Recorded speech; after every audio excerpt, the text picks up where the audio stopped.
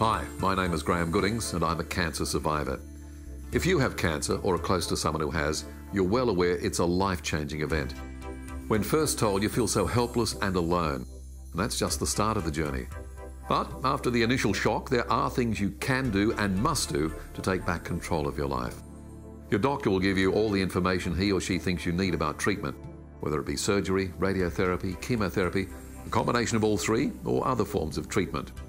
The final decision on what course of action to take will finally come down to you. So, where do you start? That's what this DVD is all about. When people are told that they've got cancer, it's quite an overwhelming experience. Cancer, we talk about it as if it's one word, but it's actually a whole range of different illnesses, and people's reactions to cancer can be just as varied as the illness that they've been diagnosed with. We do, however, hear some commonalities in the types of feelings and emotions that people experience when they've had cancer, and they talk about things like being shocked, feeling of disbelief, how can this be happening? There's a sense of anger, frustration at times. People can feel embarrassed, sad and upset, obviously worried and anxious. And sometimes even people talk about a sense of relief because they've known that there's something that's not quite right, and then they've now got a reason for that and a plan for dealing with it. So sometimes we hear positive emotions in response to a diagnosis of cancer as well. The role of the counsellor is really to provide a space for you to talk about whatever it is that's concerning you, whether it's emotions or any thoughts or fears you may have about the cancer diagnosis. We full well know with child development that with small children up to about 7, 8, 9 years of age, they're very concrete, literal thinkers, and simply you wouldn't want to say things in a very graphic way like you might to an adult, because we understand that children really are still in their fantasy times, and they would misconstrue and be traumatised by what you might have to say to them. There is good news in cancer. Every year that goes by, more cancers become treatable and more cancers become curable. A lot of people see radiotherapy, surgery and chemotherapy as alternatives to one another in the treatment of cancer. That is not true. There is a need for surgery, there is a need for radiotherapy, and there is a need for chemotherapy, and often all three treatments are necessary in the treatment of the one condition.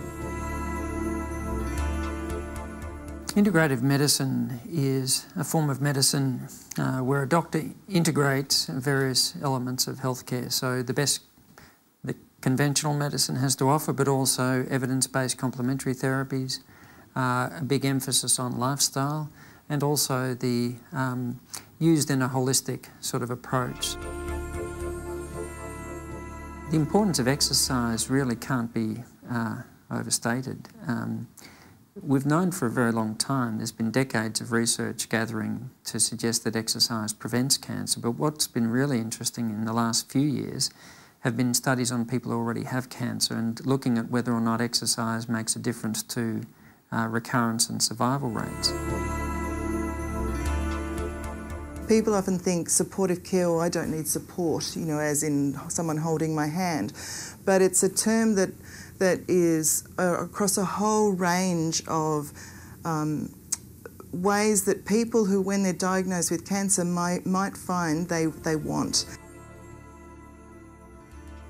I think when people are first diagnosed, there's often a guilt. What have I done wrong? Why have I got this? And hopefully in speaking with us, that's something that we can dispel those myths that people feel that there's something they did that caused this. Another thing is deciphering some of the medical jargon that can be very overwhelming in the beginning when you're first diagnosed. As if battling cancer isn't enough, there are many practical issues to consider. Who's going to pay the bills while I'm off work? How can I get sickness benefits? Can I get assistance to pay for a carer? And if you live outside major centres, a whole range of extra challenges, like travelling long distances to get treatment, having to leave your work and your family. Well, there is help for you with travel assistance and affordable accommodation. All you have to do is ask. The end of treatment too, there's that sense of now what? What do I do with my life?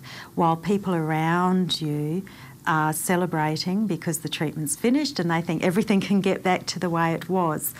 And it won't get back to the way it was because of this huge experience that you've had. But there's going to be a new life and a new you. You can view this DVD all at once or skip through to the chapter that interests you. Use it as a resource that you can keep coming back to as the need arises. At the end of each chapter, there's a page telling you where to go or who to contact if you need further information. Just pause the DVD if you need to write down details. You're about to head off on a journey, or you may already have started. Many have gone there before and countless more will follow. And this DVD is designed to help you along the way.